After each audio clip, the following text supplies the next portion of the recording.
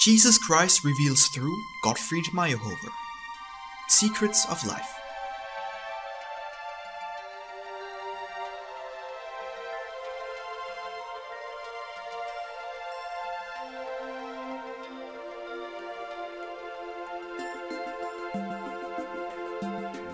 Chapter 20, February 24th, 1873.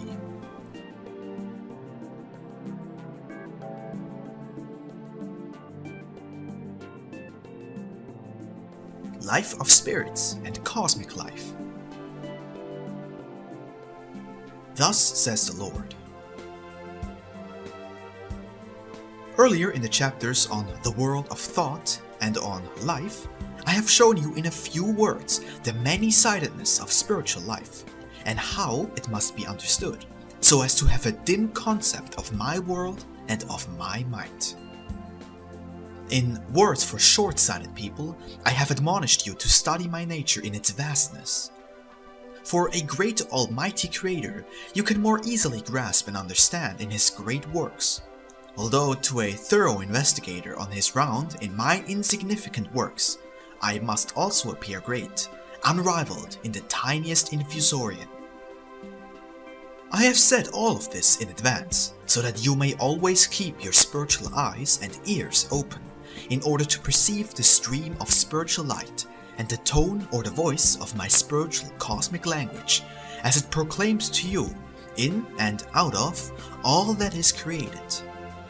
The great hymn of eternal love and of never-ceasing mercy, which in every step and with every pulse beat preaches to you of the Father's love and His grace.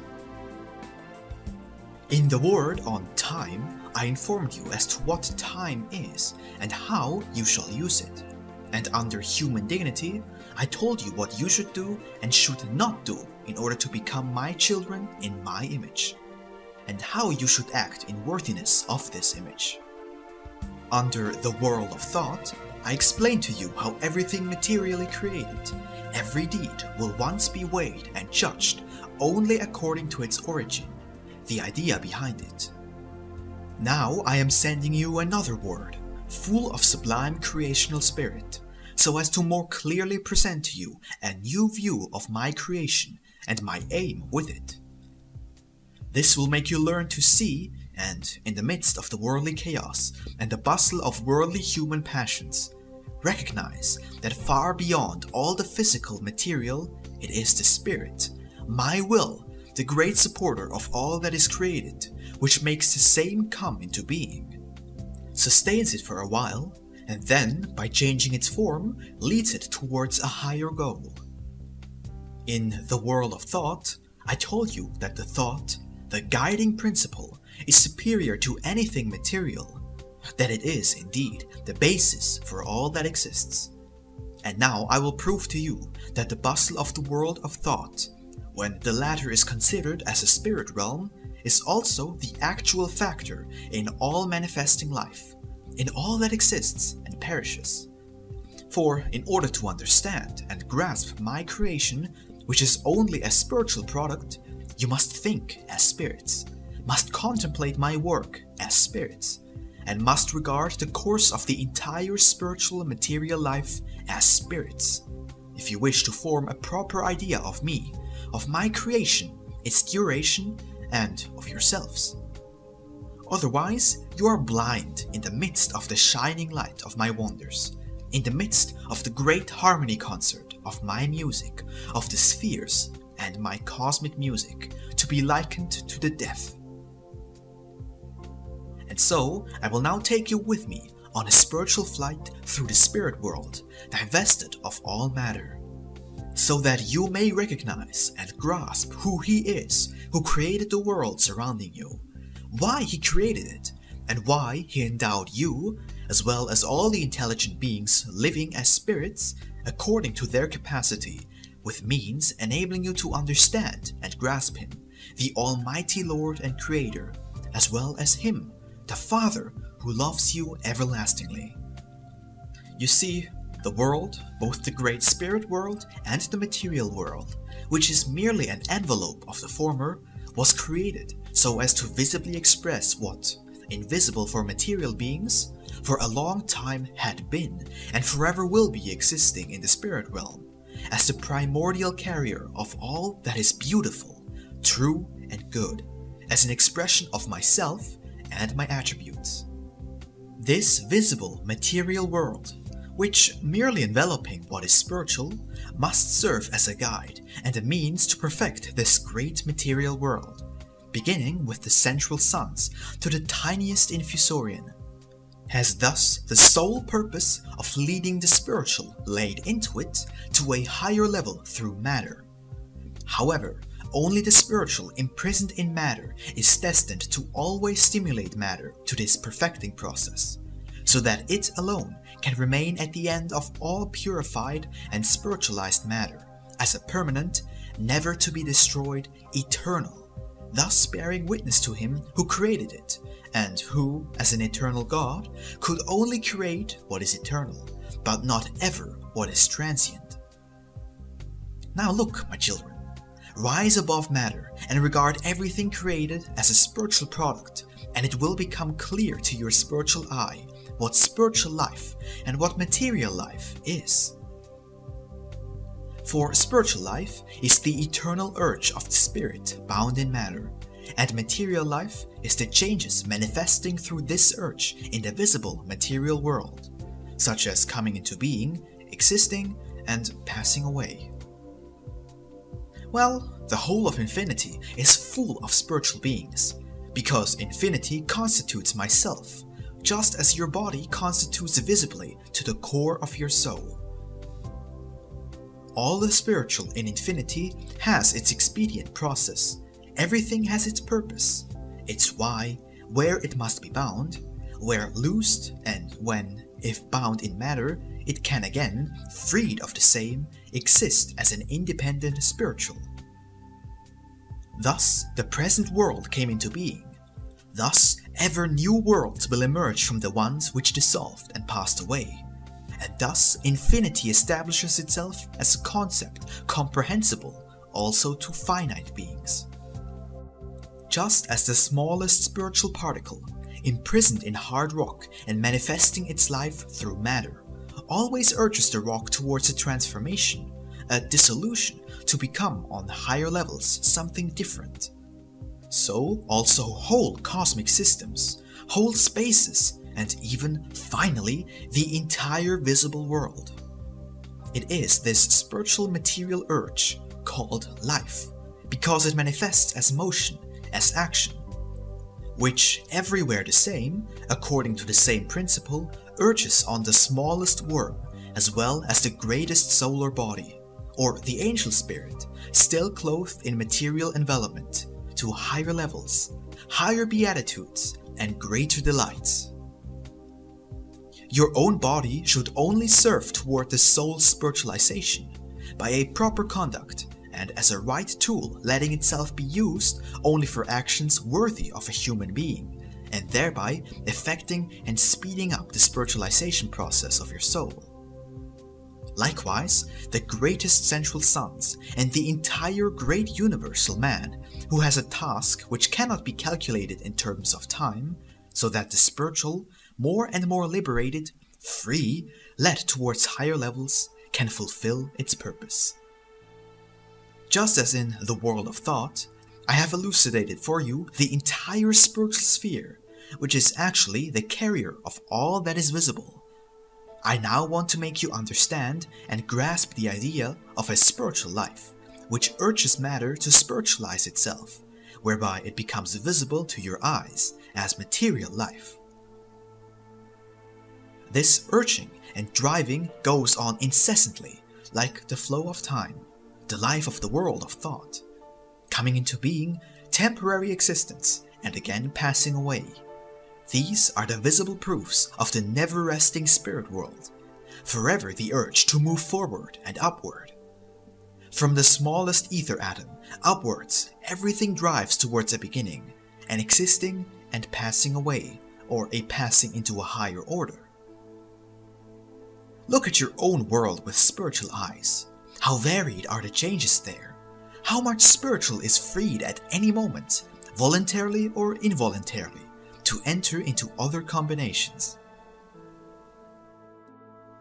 Watch the living beings and animals of every kind. What a consuming, what murder! Even you people, how many spiritual lives even you destroy daily, so as to provide food or exquisite dainty morsels for your stomach? How many animals you dispatch to the other world because you have nothing spiritual to occupy your mind, and, as with needless hunts, only the pleasure in murder is your pastime. Millions upon millions of released souls of the animal world fail through this not always justifiable behavior their real destiny of reaching their goal on a slow road. Most of their spiritual particles must first pass through the consumer and in and through him continue their further progress. But although this happens, where many a thing is contrary to my will and to my laws, it does not in the least delay the universal developmental progress to which I have subjected the world. But this developmental progress is only speeded up by such an albeit unlawful conduct. And if trespasses against my laws result in dire consequences, only the perpetrators and plotters of such calamities themselves are punished, namely through their own behavior. But nothing prevents me, in accordance with my intended plans, from leading my worlds to maturity, from receiving back my spiritual, which I had laid into them, spiritualized. Thus, the entire visible world and its visible life are only the apparent, which has as its basis the more profound spiritual. And so, not only with the smallest animalcule or the solid rock, but also with great worlds.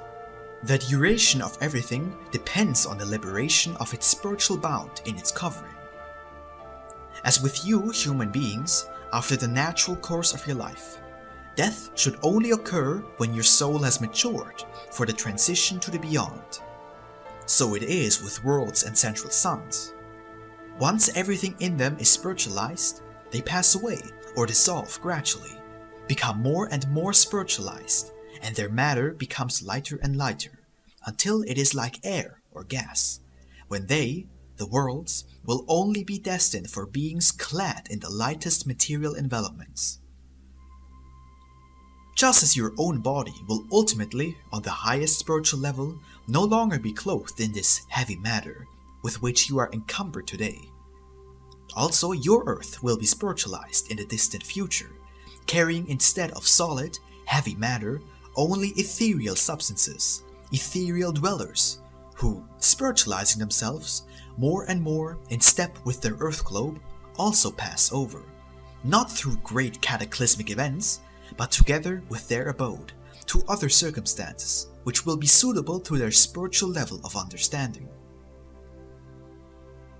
So you see how the spiritual life develops gradually from the material, how the one is merely the expression of the other.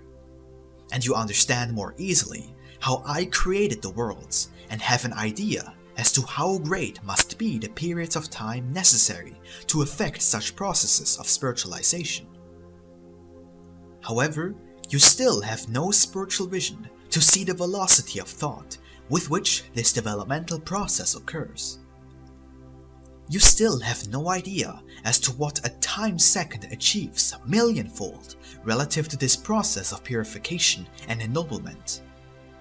You even fail to recognize in the worldly political bustle of your small earth globe the spiritual wind that makes the great strings of the spiritual world instrument vibrate.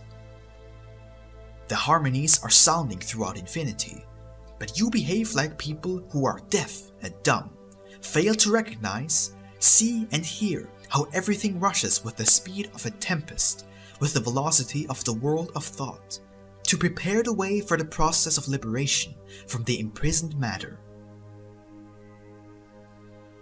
You read newspaper articles, but you fail to read between the lines, to conjecture behind the words, as material earners of a spiritual world of thought, the great spirit life behind them, which, far above all petty calculations and human sophistry, pursues its course of development unhampered. For this very reason, I will again give you a hint so that you may wake up from your worldly dreams and clearly realize that far beyond all earthly mountains and thrones, up there in yonder spirit world, other laws are valid than those written in the human codex.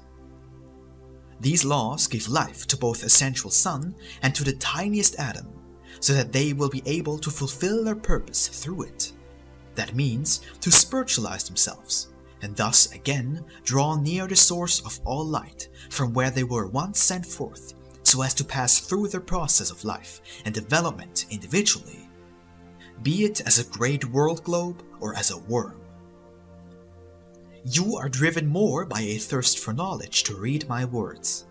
So far, you have not grasped one word, as a spiritual man, as my offspring could grasp it. Your life is still too materially oriented. You still belong always more to the world, and not to yourselves, let alone to me.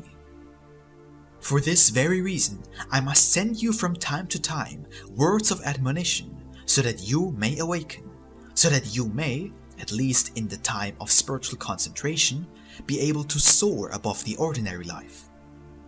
That you may open your eyes and ears to that which always and incessantly radiates and sounds towards you from all corners of creation, namely, that you are spirits, who, only for a short time clothed in matter, soon will enter again into other circumstances, where only your spiritual but not your material life will be weighed and valued. Therefore, do not let me admonish you in vain. John's vials of wrath will be emptied, and already some of them are. The seals of the great book of creation will be broken, and times will be coming when you will need all your spiritual resources to resist the worldliness and retain strength and courage. So, endeavor to understand my words, grasping them as I am giving them to you, so that you will not be taken unawares if, for instance, the spiritual life urges the material to the destruction of old established ways of life, and there will be knocks at your heart in rapid succession, just as I once did with my disciples prior to my being taken prisoner when I called out to them several times.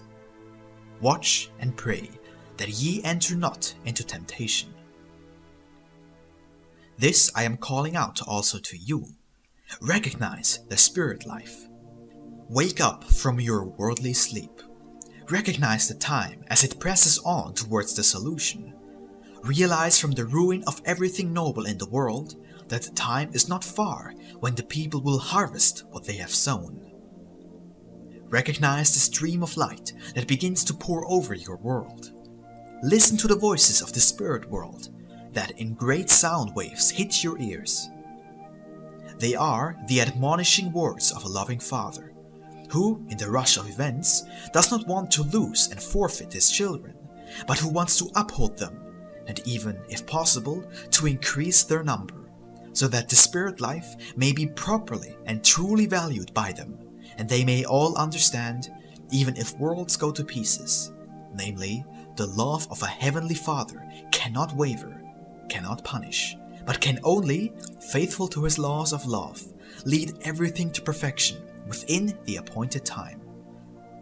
Then everything can return to the place from where it has gone forth, so that, finally, the father and the child learn to understand each other, and the child understands what it means to be led, guided by him, the one who makes worlds orbit around worlds, and who, despite all the wonders and splendor of an infinite creation, does not forget even the smallest worm. This is how you shall understand my creation and grasp the spiritual and the material life. Only in this way will tranquility enter your hearts.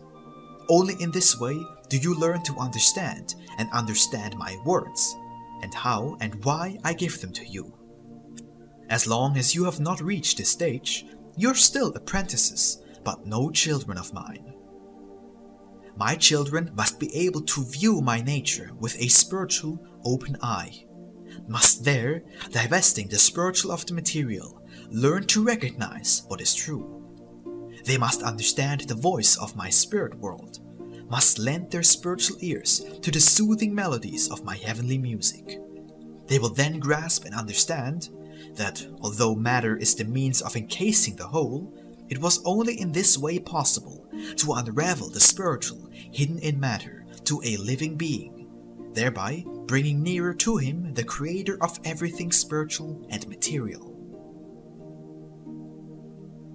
When ultimately your eyes and ears, spiritually educated, will grasp the whole perfecting process of all that lives and exists, you yourselves have reached a level spiritually due to you, and which every human being should strive for.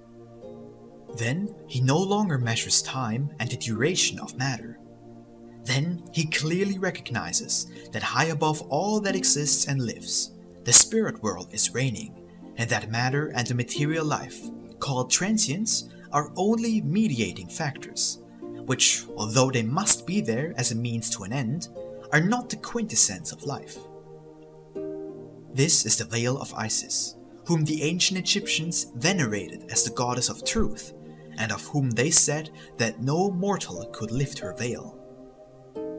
They were right, for whosoever, lifting this veil, can and may look into the face of divine truth, knows for certain that, firstly, he has looked at something immortal, and that, secondly, being immortal himself, only he can grasp and understand the same.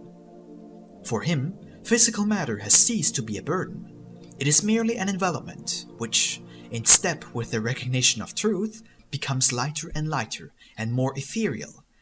And even if matter is separated from the spiritual through physical death, it is not a forcible separation, but only a light, gentle passing from one state to another, which must be painless, since the bonds of spirit and body, spiritualized, do not have to be torn apart, but only gently loosened, so as to release the last obstacles for the inner psychic man, whose spirit, already here in the earthly body, has become purer, enabling him to confidently soar up to a higher spiritual life. To facilitate this to you, my children, is the purpose of all my words. For in the beyond, a spirit world with different conditions and different circumstances awaits you.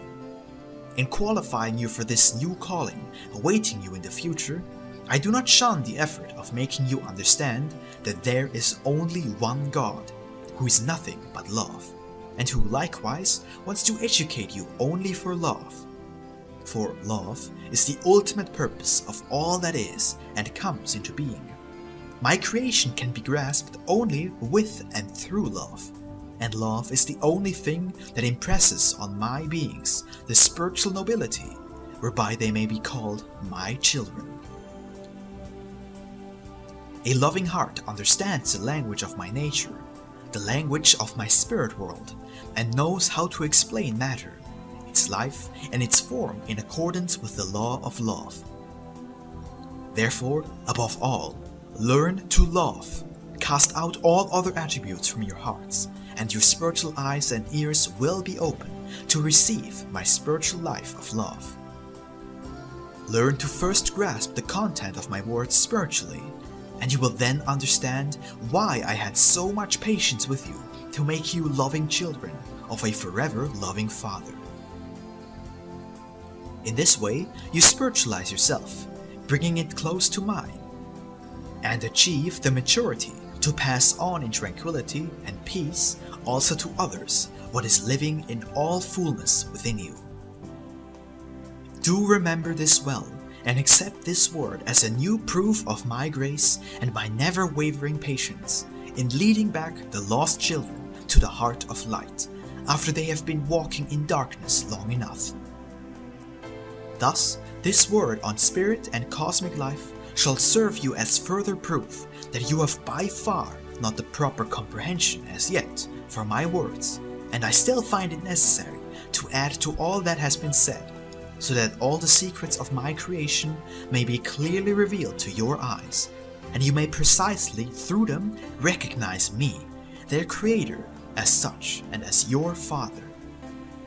For the more you grasp me and my words spiritually, the more you spiritualize your own self, preparing yourselves in this manner for the transition to higher levels, which without this cognition could not possibly be attained, for life is short and eternity is long.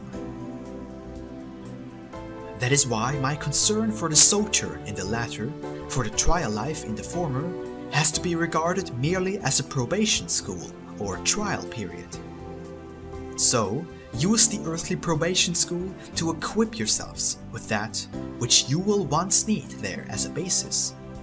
Use the short span of time and my words, which I always give you in abundance, so that the harvest will be a credit to the sowing, and you, prior to entering the spirit life, know what actually constitutes life, what spirit life, cosmic, and what material life.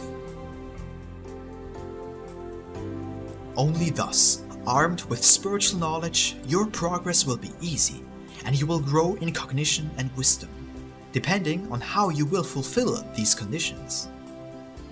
A spirit must know the extent of the difference between a sham life and a life that is true and real in order to be able to judge in what way the obstacles impending him are apt to further his progress instead of holding him back.